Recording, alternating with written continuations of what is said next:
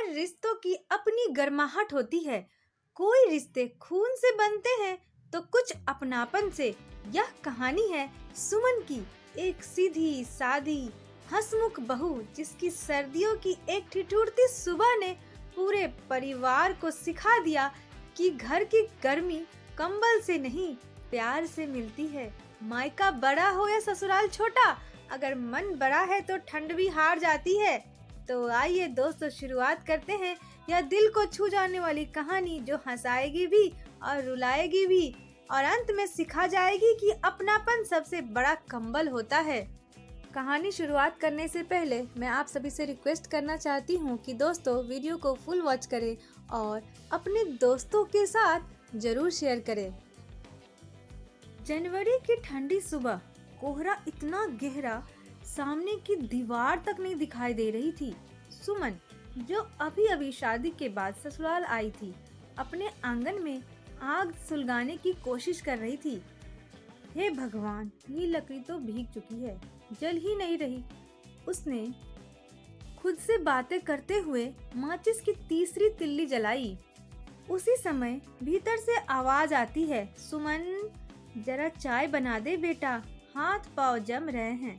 ये थी उसकी सासू माँ शारदा देवी, जो ठंड में रजाई के अंदर से बस आवाजें ही निकाल पा रही थी। सुमन ने मुस्कुराते हुए जवाब दिया, हाँ माँ जी, अभी लाई। लेकिन तभी उसका मन मायके की तरफ चला गया।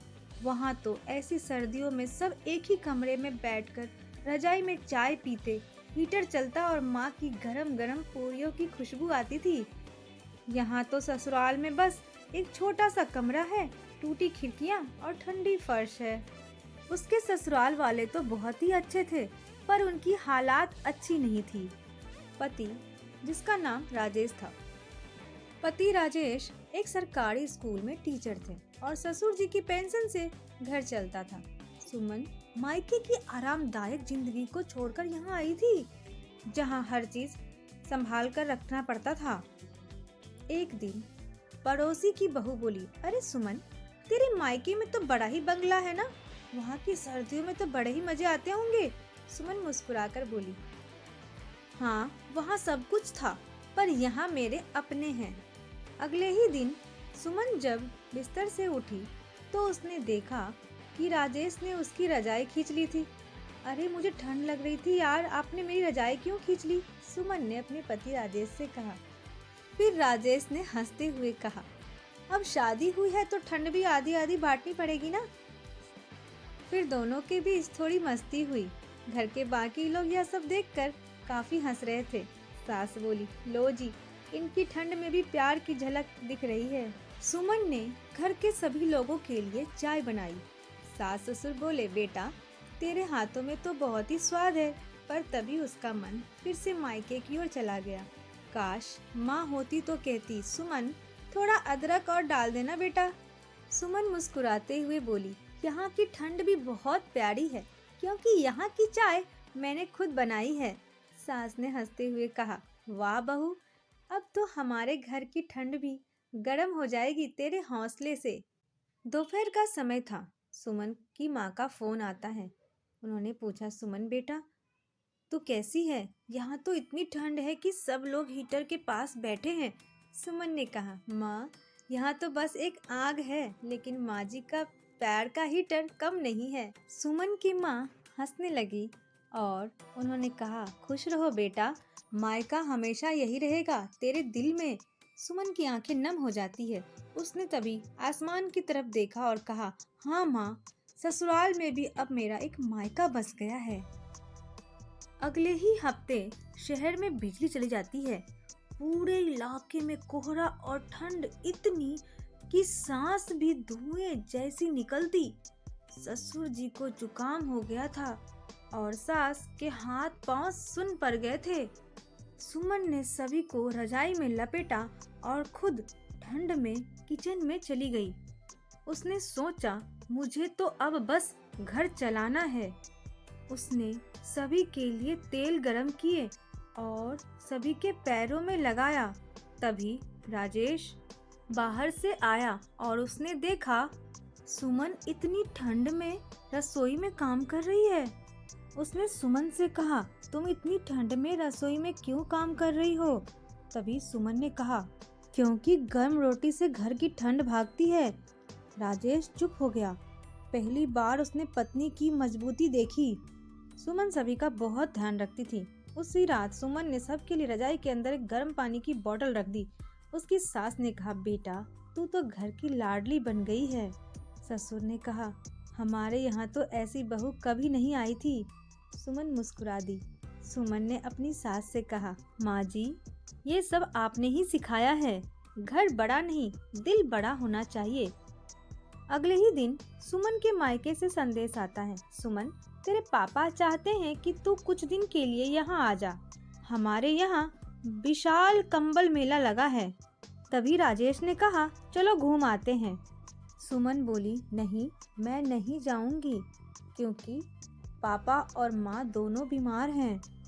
राजेश एकदम से चौंक गया। उसने कहा, तू तो मायके के नाम से ही खुश हो जाती थी।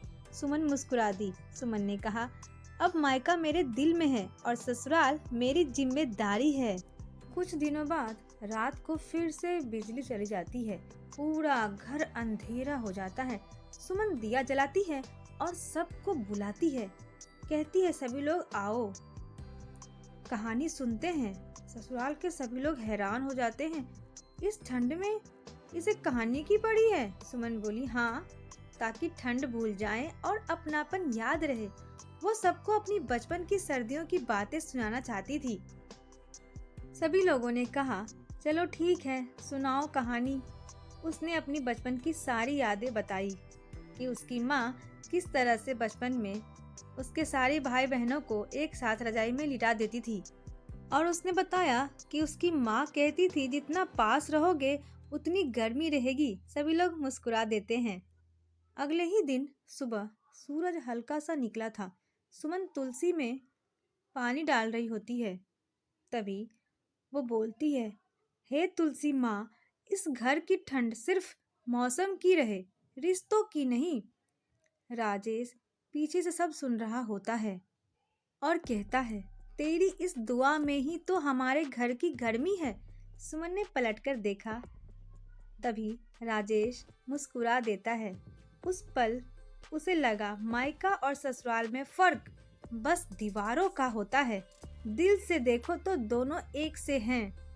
अब तो पूरे मोहल्ले में चर्चे होने लगे, देखो सुमन को कैसी बहू है, ठंड में भी मुस्कान उसके चेहरे से नहीं जाती। किसी ने कहा, कंबल नहीं, इसके हौसले गर्म हैं। किसी ने कहा, ससुराल छोटा है पर बहू ने उसे बड़ा बना दिया है। सुमन यह सब सुनकर मुस्कुरा देती थी, क्योंकि वो समझ चुकी थी, ठंड सर्दी से नहीं, मन की ठंड से लगती है। कुछ ही दिनों बाद सभी लोग आंगन में बैठकर चाय पी रहे होते हैं। सुमन बोली, माँ जी, जब मैंने शादी की थी तो लगा था मेरा घर अब छोटा हो गया है, पर अब समझ आई, घर बड़ा तब होता है जब उसमें अपनापन बसता है। सास ने कहा, बहू तूने तो सिखा दिया कि ठंड में मायका नहीं, मन का अपनापन बड़ा होता है। सबकी आंखें नम हो जाती है। राजेश ने कहा, सुमन तूने हमें सिखा दिया कि सर्दियों की असली गर्मी रजाई में नहीं, रिश्तों में होती है। सुमन मुस्कुराती है और आंगन की तरफ देखती है और कहती है, देखो धूप भी तो वही करती है जो प्यार करता है, हर कोने में। तो दोस्तों, अगर आपको मेरी यह कहानी पसंद आई है तो प्लीज़ वीडियो को लाइक, चैनल को सब्सक्राइब और अपने दोस्तों के साथ शेयर करना ना भूलें। और हाँ, कमेंट में मुझे ज़रूर बताएं कि आपको मेरी कहानी कैसी लगती है।